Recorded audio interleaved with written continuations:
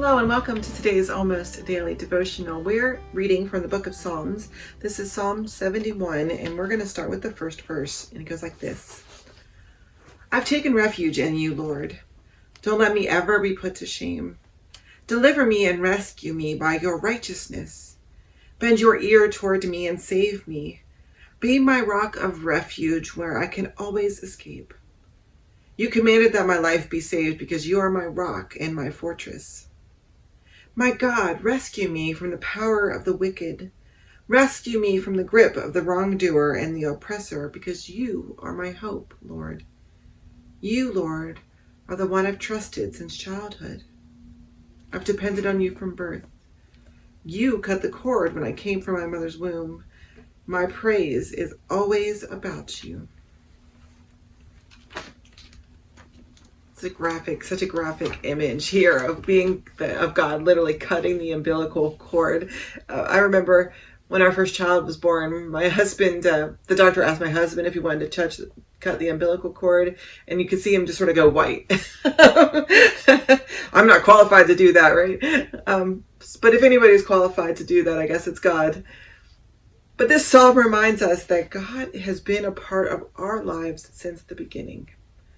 Since before we were born, since we were knitted together in our mother's womb, God has put hands on us.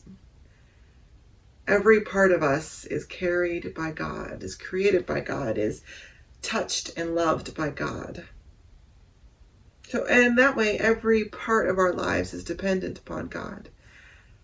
Now, the Reformed tradition that Presbyterians are a part of talk about God's providence.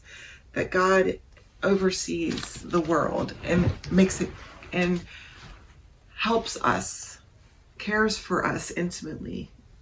That God provides for us. And it's hard at times when we experience things that make no sense, that losses that make no sense, or we have obstacles that make no sense, that seem to serve no purpose, that seem to have no good in them. It's hard for us to find God in the midst of that. And yet often that's where God is most present. Because we step aside and we allow God to be present.